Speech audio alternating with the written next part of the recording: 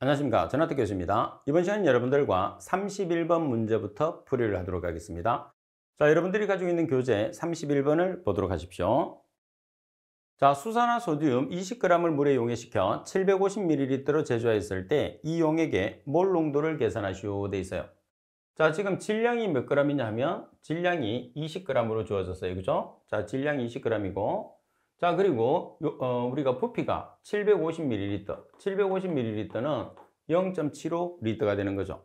자, 따라서 몰 농도는 질량 20g 나누기 부피 0.75L 곱하기 1몰에 해당하는 분자량. 자, NaOH 같은 경우에서는 분자량이 얼마죠? 40g이죠. 따라서 40g을 대입해서 계산하면 0.67몰이라는 값이 나오게 되죠. 자, 그리고 NaOH는 보시다시피 OH가 한 개예요. 그러면 1가짜리죠. 그래서 1가짜리는 몰 농도와 노르말 농도도 동일한 값을 가지게 되는 거죠. 그리고 32번 문제를 보겠습니다. 자, 32번 문제를 보시게 되면 냉전기 원자 흡수 분광광도법으로 굴뚝 배출가스 중에 수온을 측정하기 위해 사용되는 흡수액으로 옳은 것을 찾으시오 그랬어요. 자, 냉전기 원자 흡수 분광광도법을 이용해서 수온을 측정을 했을 때 흡수액을 찾는 거죠. 자, 흡수액은 두 가지로 이루어져 있어요. 과망간산 포타슘과 황산으로 이루어져 있죠. 그러면 과망간산 포타슘과 황산 용액이 합쳐지면 액성이 뭐가 될까요? 산성이 되겠죠. 그래서 정답은 나번입니다. 4% 과망간산 포타슘 플러스 10% 황산이에요. 이렇게 나타낼 수도 있고 산성 과망간산 포타슘 용액 이렇게 나올 수도 있어요. 왜 그러냐면 황산이 들어가게 되면 산성으로 액성이 바뀌기 때문에 둘 다 같은 말입니다. 자, 그리고 33번 문제를 보겠습니다. 자, 33번 문제를 보시게 되면 연료형 유류, 원유, 경유, 중류입니다. 황 함유량을 분석하기 위한 분석 방법으로 옳은 것을 찾으시오 그랬어요. 자, 우리가 연료형 유류의 황의 함량을 분석하는 방법이 두 가지가 있죠. 어떤 방법이 있어요? 연소관식 공기법이 있고 방사성식 여기법이 있어요. 따라서 이 두 가지의 분석 방법의 이름은 꼭 기억을 해야 됩니다. 내용으로도 잘 나오죠. 자, 그러면 문제 조건에서 연소관식 공기법이라는 말이 나와 있으니까 정답은 답은이 되는 거죠.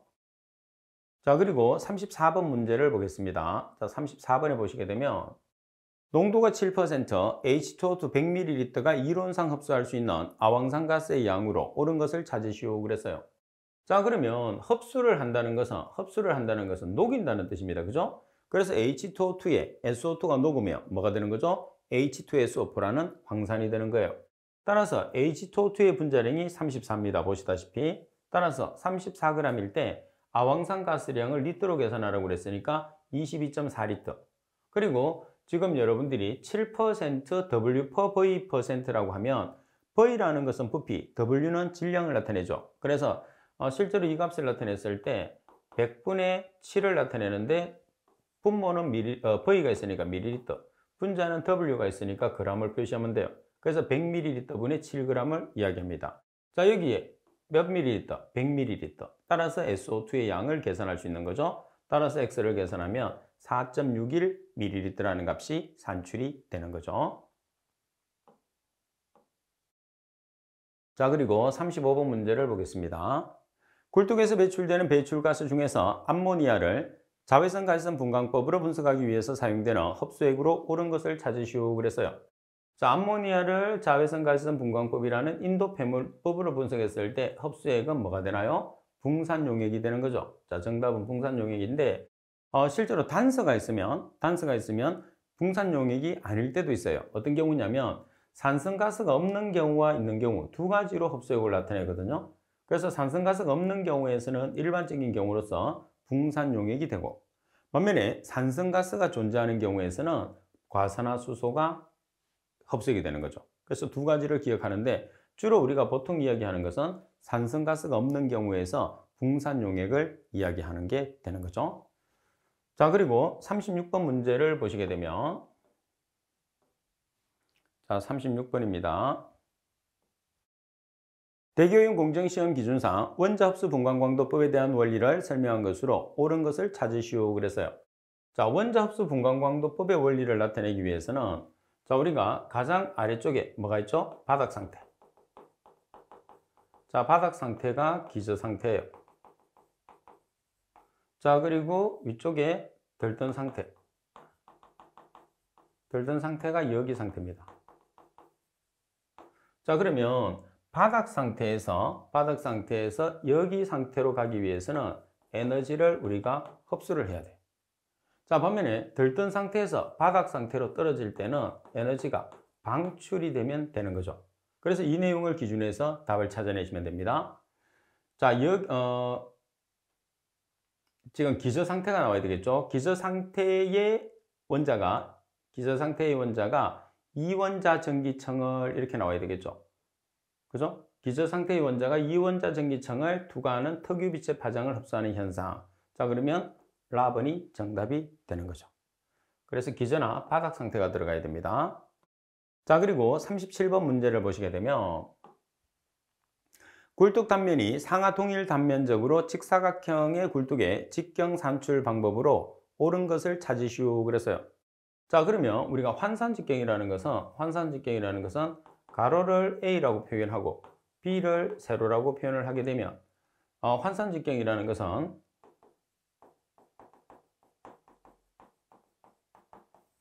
단면적 나누기 평균 둘레길이에요.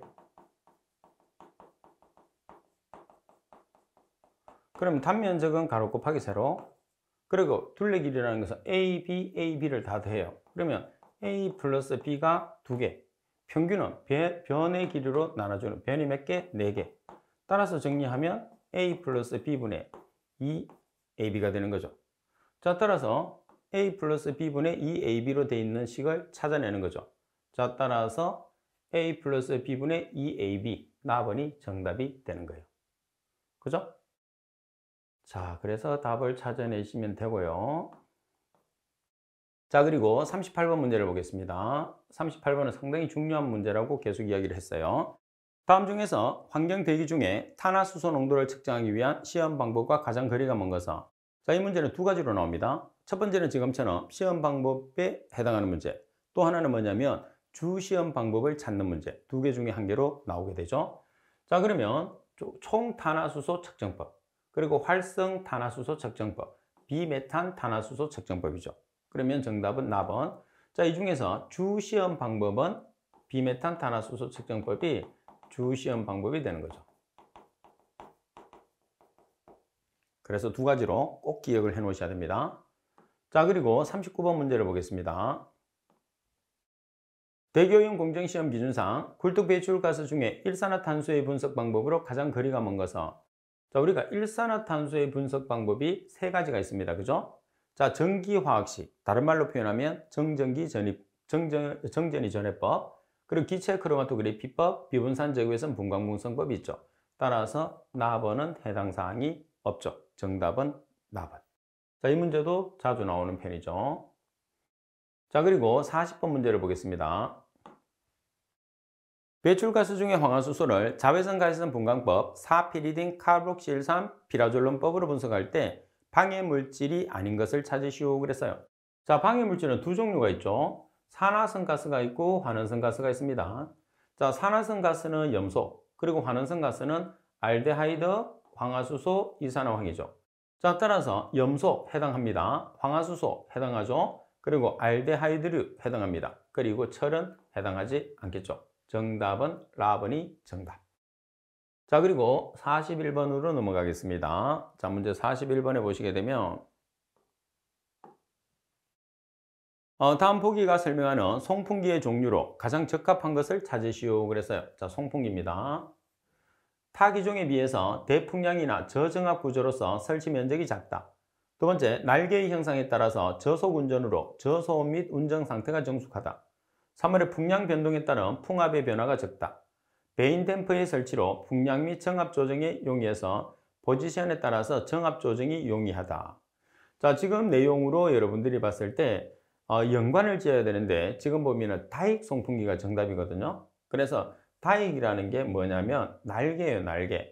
그래서 지금 문제 조건에서 여러분들이 날개가 나와 있는 게 날개의 형상에 따라서 우리가 저속 운전으로 저소음 및 운전 상태가 정숙하다고 그랬으니까 이 날개와 연관을 한번 지어 놓으시고, 자, 그 다음에 베인 댐퍼를 설치한다는 거. 그래서 베인 댐퍼에 의해서 우리가 다익 송풍기를 연관을 지어서 답을 찾도록 합시다.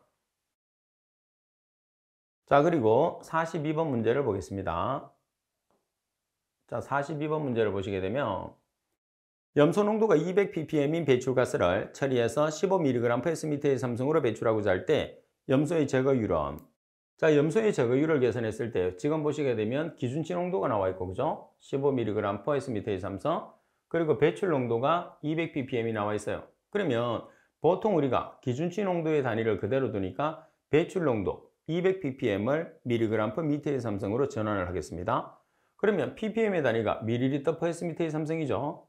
자, 그리고 염소를 기준을 했을 때 염소 1몰에 해당하는 분자량이 71mg, 그때의 체적이 22.4ml예요. 그러면 22.4ml분의 71mg을 해서 단위를 mg/s의 삼성으로 바로 전환을 해주면 되는 거죠. 따라서 633.93mg/s의 삼성이 나왔어요. 자, 그러면 제거해야 될 농도는 기준치 농도 값에다가 15mg/s의 삼성 대입하고, 그리고 배출 농도 단위에다가 우리가 계산한 633.93mg/s의 삼성을 대입하는 거죠. 그래서 전체 곱하기 100을 하면 우리가 제거해야 될 농도는 97.63%라는 값이 나오게 되는 거죠. 자, 그래서 지금 이 문제 조건에서는 주의할 게 뭐냐면 여러분들이 두 개 중에 단위를 하나를 바꾸는데 ppm을 mg/m의 삼성으로 전환하기 위해서는 염소 1몰을 기준했을 때 분자량 mg, 그때의 체적은 22.4ml에 갚는다는 것을 꼭 기억을 해야 됩니다. 자, 그리고 43번 문제를 보겠습니다. 자, 43번 문제를 보시게 되면 먼지 입경 dp를 로신 라밀러 분포에 의해서 최상 분포 R%는 100exp-베타 dpn으로 나타낸다. 이 먼지는 입경 35마이크로미터 이하가 전체의 몇 %를 차지하느냐고 그랬어요. 자, 지금 문제에서는 35마이크로 이하가 전체의 몇 프로 이하를 계산하는 거죠. 그런데 여러분들 최상 입경이라는 것은 지금 우리가 대입되는 입자의 크기 이상을 계산하는 거예요. 그럼 먼저 최상 입경을 이용을 해서 35마이크로미터 이상의 입경을 계산을 한 다음에 이하로 우리가 전환을 해주면 되는 거죠. 자, 그럼 먼저 최상 입경을 계산합니다. 자, 베타라는 값이 0.0063, 그리고 dp가 35마이크로미터, 그리고 n은 1입니다. 그래서 계산하니까 11.025%예요. 다시 말해서 우리가 35마이크로미터 이상을 제거할 수 있는 값이 11.025%라는 거죠. 그러면 그 이하의 값을 계산하시고 그랬으니까 100에서 11.025%를 빼면 이하의 값이 88.98%로 나오게 되는 거죠. 그래서 여러분들이 상당히 조심을 해야 돼요. 여기 그냥 여러분들이 아무 생각 없이 하면 답이 11이 또 있어요. 그래서 11을 체크할 수 있으니까 조심해야 됩니다. 여기서 이하라는 것은 이 식은 이상의 값을 계산하는 거예요. 최상이라는 것은 이상의 값을 계산하는 거거든요. 근데 이하를 계산하려고 그랬기 때문에 이상을 계산을 해서 100에서 이상의 값을 빼주면 이하의 값으로 전환이 된다는 것을 꼭 기억을 해 주셔야 돼요. 자, 그리고 44번을 보시게 되면, 자, 44번 문제입니다. 다음 연료 중에서 일반적으로 착화 온도가 가장 높은 것은, 착화 온도라는 것은 뭐냐면 불씨라는 점화원이 없이 불이 붙는 최저 온도가 되는 거죠. 자, 목탄은 320에서 370도씨, 무연탄은 440에서 500도씨, 역청탄은 320에서 400도씨, 갈탄은 250에서 400도씨예요. 따라서 착화 온도가 가장 높은 것은 지금 얼마죠? 무연탄이 정답이 되는 거죠. 440에서 500도씨가 되니까. 자, 그리고 여러분들 45번 문제를 보겠습니다. 사이클론의 운전 조건이 집진율에 미치는 영향으로 옳지 않은 것은, 자, 여기서 사이클론이라는 것은 뭐를 뜻하는 거죠? 원심력 집진 장치를 우리가 사이클론이라고 해요. 자, 출구의 직경이 작을수록 집진율은 감소하고 동시에 압력 손실도 감소한다고 그랬어요. 자, 여기서 일반적으로 출구의 직경이 작아진다는 소리는 속도 자체가 어떻게 된다는 소리예요? 속도 자체가 빨라진다는 소리예요. 그죠? 그래서 속도 자체가 빨라지게 되면 어때요? 집진율은 증가하게 되는 거죠. 왜 그러냐면 원심력이 작용하기 때문에. 그래서 원심력 집진기 같은 경우에서는 입구의 속도도 빠르고 출구의 속도도 빨라야지 원심력이 계속적으로 유지할 수 있어서 처리율이 높아집니다. 그래서 처리 속도가 우리가 배출되는 속도가 빠르려고 하면 출구 직경이 작아야 되는 거죠. 자, 따라서 출구 직경이 작으면 출구의 속도가 빨라지겠죠. 그래서 원심력 자체가 계속적으로 유지가 되어서 처리 효율이 높아지는 거죠. 자, 처리 효율이 높아지고 동시에 압력 손실도 증가하는 게 단점입니다. 그리고 나번 가스 연도가 높아지면 가스의 점도가 커져서 집진율은 저하되나 그 영향은 크지 않다. 자, 그리고 원통의 길이가 길어지면 선해류가 수가 증가해서 집진율은 증가하나 큰 영향은 미치지 않는다. 그리고 가스 유입 속도가 클수록 집진율은 증가하나 10m/s 이상에서는 거의 영향을 미치지 않는다고 그랬어요. 따라서 가번입니다. 따라서 원심력 집진 장치에서는 입구의 속도도 커야 되고 출구의 속도도 커야지만이 원심력이 계속적으로 유지되기 때문에 처리 효율을 높일 수 있다. 이렇게 해서 여러분들이 생각해 주시면 됩니다. 자, 가번이 정답이죠. 자, 그리고 그래서 여기 내용을 한번 보겠습니다. 자, 내용에 보시게 되면 우리가 장치별로 우리가 가스 속도를 나타내는 건데 효율을 증가시키기 위한 가스의 속도입니다. 중력 같은 경우에서는 입구와 출구가 둘 다 느리면 느릴수록 장치에서 처리할 수 있는 시간이 길어지기 때문에 효율이 높아져요. 자, 반면에 원심력 같은 경우에서는 입구의 속도도 빠르고 출구의 속도도 빨라야지 원심력이 유지되기 때문에 처리 효율이 높아져요. 반면에 관성력 집진기 같은 경우에서는 유입되는 속도는 빠를수록 그리고 유출되는 속도는 느릴수록 처리 효율이 높아진다는 것. 그래서 참고적으로 여러분 알고 계시면 문제 푸는데 도움이 상당히 많이 됩니다. 자, 그리고 46번 문제를 보겠습니다. 관성력 집진 장치에서 관한 설명으로 옳지 않은 것을 찾으시오 그랬어요. 자, 먼저 가번에 보면 충돌식과 반전형이 있으며 고온 가스의 처리가 가능하다. 그리고 나번 두 가지 종류가 있겠죠. 나번 관성력에 의한 분리 속도는 회전 기류 반경에 비례하고 그리고 입경의 제곱에 반비례한다고 그랬어요. 자, 보통 관성력에 의한 분리 속도는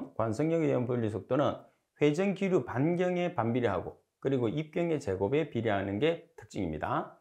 그리고 답은 집진 가능한 입자는 주로 10마이크로미터 이상이죠. 그래서 10마이크로 이상의 조대 입자, 큰 입자입니다.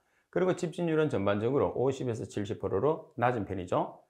자, 그리고 기류의 방향 전환 각도가 작고 그리고 방향 전환 횟수가 많을수록 압력 손실은 크게 작용하나 집진 효율이 높아진다는 장점을 가지게 되는 거죠.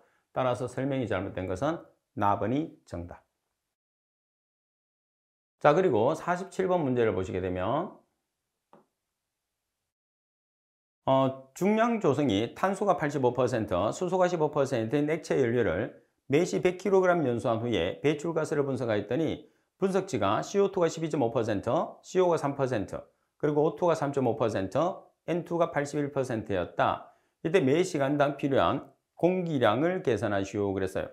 자, 그럼 여기에서 매 시간당 필요한 공기량이 Sm의 삼성/h잖아요. 그러면 여러분들이 단위를 한번 보시면 공기비 곱하기 이론 공기량의 단위가 Sm의 삼성/kg이에요. 그럼 여기에 뭐를 곱해주라는 소리냐면 연료량을 곱해주라는 소리입니다. 이렇게. 그러면 공기비를 구하고 이론 공기량을 구하고 두 개를 곱해서 연료량 보시면 연료가 매시 100kg이 연소된다고 그랬어요. 이 값을 같이 곱해줘야 되겠죠. 자, 그 다음에 배출가스 분석치가 뭐를 구할 수 있는 조건이냐면 M이라는 공기비를 구할 수 있는 조건이죠. 자, 그러면 공기비를 구하러 가보겠습니다.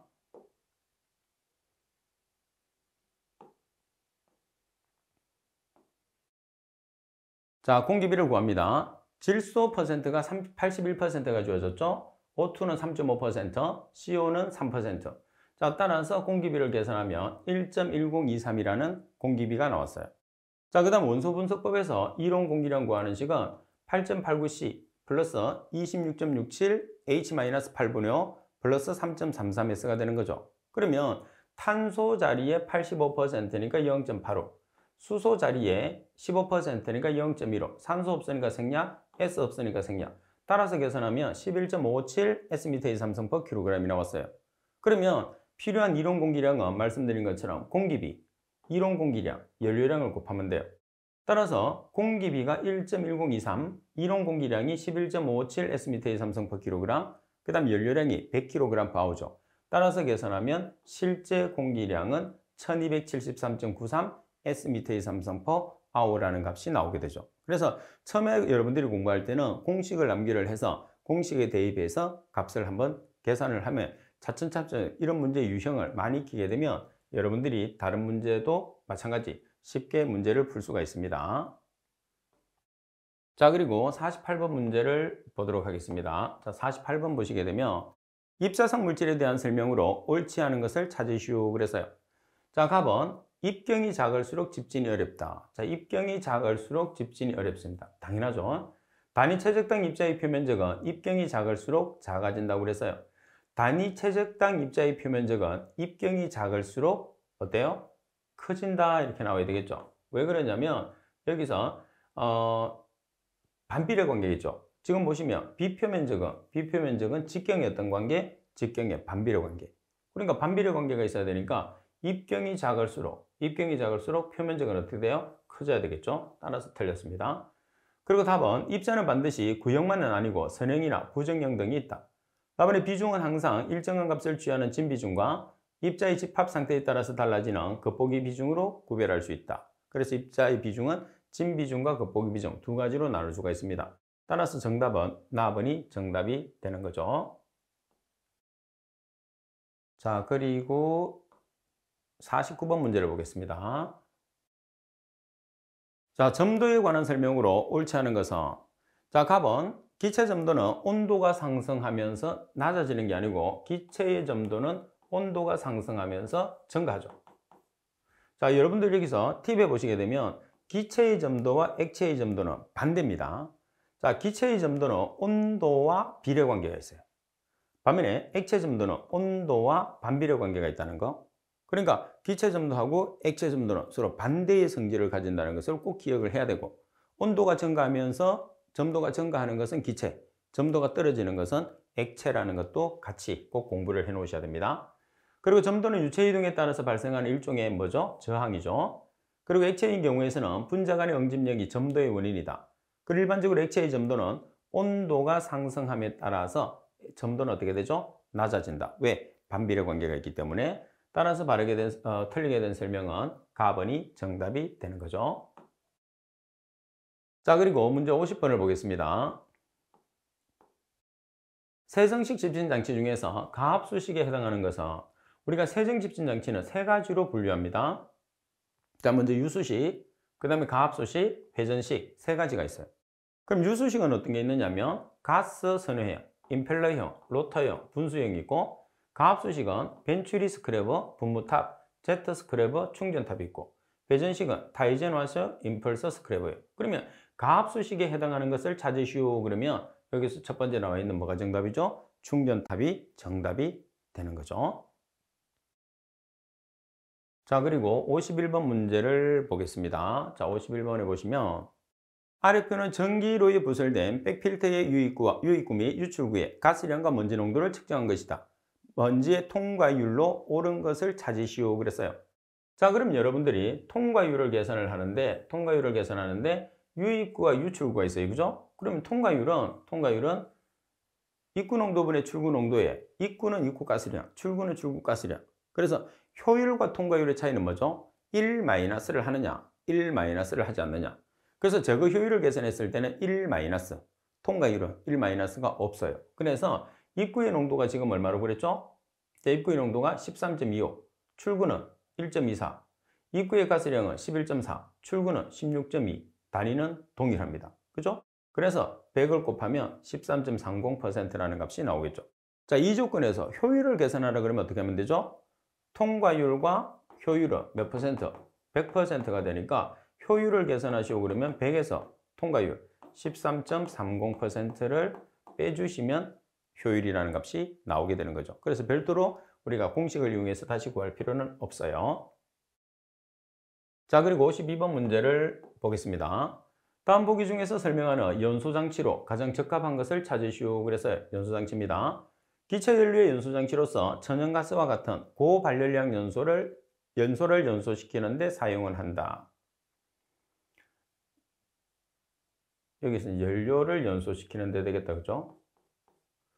자, 연소장치로서 천연가스와 같은 고발열량 연료를 연소시키는 데 사용하는 번호. 어떤 번호가 될까요? 방사형 번호가 되겠죠.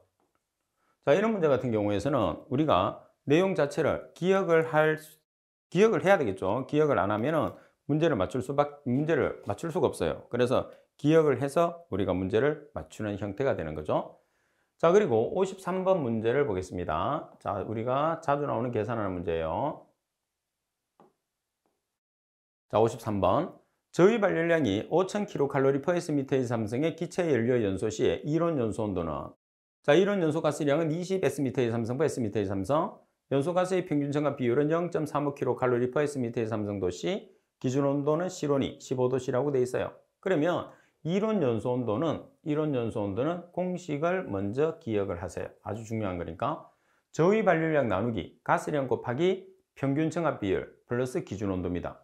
그러면 저희 발열량은 여기 있어요. 5000kcal/sm의 삼성. 자, 그리고 가스량이 지금 얼마죠? 가스량은 20sm의 삼성 sm의 삼성.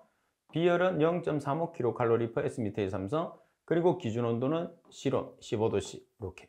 따라서 계산을 하시게 되면, 계산은 계산기가 합니다. 계산하시게 되면 729.29도씨라는 게 나오죠. 그래서 이 문제도 마찬가지. 문제는 상당히 복잡하게 보이겠지만은 장황한 설명이 많은 거죠. 그래서 공식에 그대로 대입을 해서 여러분들이 맞출 수 있는 문제가 되니까 이런 문제들은 절대로 틀리시면 안 됩니다. 자, 그리고 54번 문제를 보도록 하겠습니다. 자, 54번 문제. 세정 집신 장치에 관한 설명으로 옳지 않은 것은, 세정이라는 것은 물을 사용해서 처리하는 장치를 이야기하는 거죠. 자, 답은 타이젠 와시는 회전식에 해당한다. 우리가 그 세정 집신 장치, 분수식, 그 다음에 가압수식, 회전식 봤으니까 여러분들 구별할 수 있을 거예요. 답은 입자 포즈 원리는 관성 충돌, 확산 작용입니다. 관성 충돌과 확산 작용. 그리고 벤츄리스 그래브에서 물방울의 입경과 먼지 입경의 비는 보통 150대 1이 가장 적합하다고 그러죠. 150대 1. 답은 틀렸어요. 그리고 사용하는 액체는 보통 물이지만 특수한 경우에서는 표면 활성제를 혼합하는 경우도 있다고 그랬어요. 따라서 답은이 정답. 자, 여기서 벤츄리 스크래버의 암기사항을 여러분들이 몇 가지만 보고 넘어가세요. 가장 중요한 압력 손실. 압력 손실은 300에서 800mAh 초로 장치 중에서 가장 크죠. 자, 그 다음에 목 부분의 이주 속도 가장 빠르죠. 얼마죠? 60에서 90m/s. 자, 그리고 액가스비도 상당히 작은 편이죠. 0.3에서 1.5 L/m의 삼성. 꼭 기억하십시오. 자, 그리고 55번 문제를 보겠습니다. 자, 55번. 흡수 장치의 총관리동 단위 높이 HOG가 1.0m, 제거율이 95%라면 흡수 장치의 높이는 얼마인가? 이 문제도 자주 나오니까 꼭 기억하십시오. 자, 높이, 충전탑의 높이는 NOG 곱하기 HOG. NOG라는 것은 총관리동 단위수, HOG라는 것은 총관리동 단위 높이를 뜻하는 거죠. 자, 그런데 HOG는 주어져요. HOG는 이렇게 주어집니다. 그런데 NOG는 제거율이 주어지기 때문에 NOG를 계산을 해야 돼. 어떻게? 이렇게. 자, NOG라는 것은 ln 1- 효율분의 1이죠.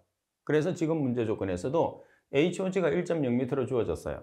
그럼 NOG는 ln 1- 효율이니까 0.95분의 1의 값을 취해주면 되겠죠. 그래서 3m예요.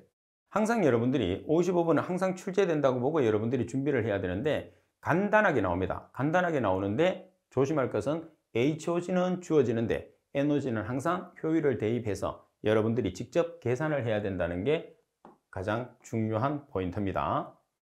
자, 그리고 56번 문제를 보겠습니다. 자, 56번. 먼지 입경 측정 방법 중에서 주로 1마이크로미터 이상인 입자의 입경 측정이 이용되고 그 측정 장치로는 앤더슨 피펫, 침강 천칭, 광투과 장치 등이 있는 것은, 자, 1마이크로 이상을 우리가 측정할 수 있고 그리고 그 측정 장치는 앤더슨 피펫이나 침강 천칭, 광투과 장치라는 게 있어요. 근데 여기서 문제를 푸는 포인트가 있어요. 뭐냐면 피펫이라는 게 피펫.